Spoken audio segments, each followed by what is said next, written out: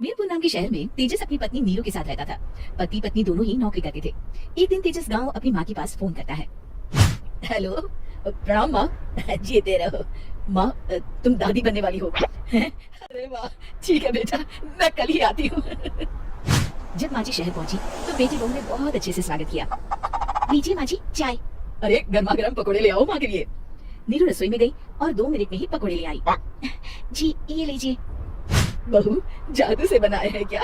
अभी तो रसोई में गई थी। यम्मी। माँ जी शीला रसोई में पकौड़े तल रही है, मैं बस लेकर आई। हे भगवान, मेरा धर्म भ्रष्ट कर दिया तूने। अब तो गंगा जल से शुद्धिकरण करना होगा। दूसरे दिन, माँ जी मैंने नाश्ता बना दिया है, ऑफिस जा रही हूँ। पर अभी तो घर का सारा काम पड़ा है। शीला आती ही होगी, झाड़ू पोछा बर्तन कपड़े वो सब कर लेगी। हमारे जमाने में घर का सारा काम हम ही करते थे। जी माँ जी आप बहुत होशियार हैं, मैं घर ऑफिस दोनों नहीं संभाल पाती।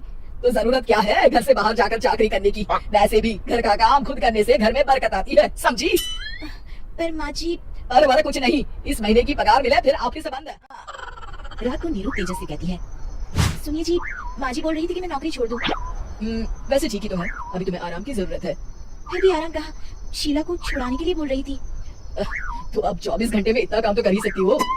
पर जॉब पसंद है मुझे, घर पर मन नहीं लगेगा। अगले दिन जब दोनों ऑफिस के लिए निकल रहे थे, मेरी तो कोई कीमत ही नहीं है इस घर में। माँ जी आजकल महंगाई बहुत है, रहन सहन भी बदल गया है, दोनों नौकरी करते हैं तभी ठीक रहता है। अच्छा तू कहना क्या चाहती है? मेरा बेटा तुझे बिठा के खिला नहीं सकता? तू ही इस घर का खर्च चला रही है? नहीं माँ जी, मेरा वो मतलब नहीं था। मतलब खूब समझती हूँ, ये बाल धूप में सफेद नहीं किए मैंने। हाँ। अब तो ये रोज का काम हो गया था। तेजस भी रोज की चिक चिक से परेशान हो गया था।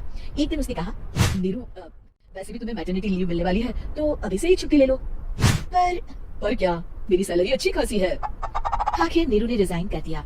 जब बच्चा हुआ तो घर में सब बहुत खुश हुए। कुछ दिनों बाद तेजस फाइल देख रहा था। क्या हुआ तेजस, कुछ परेशान लग रहे हो? हाँ वो हमारी जितनी सेविंग्स थी वो तो हॉस्पिटल में और छठी के फंक्शन में खत्म हो गई है नीरू। और अभी वैसे मंदी चल रही है तो मैं बोल रही थी कल मुन्ना को हेपेटाइटिस का टीका लगवाना है। नीरू क्या पोस्टपोन नहीं कर सकते? नहीं जी बिल्कुल नहीं। अब तेजस को समझ में आ रहा था कि उससे गलती हुई है।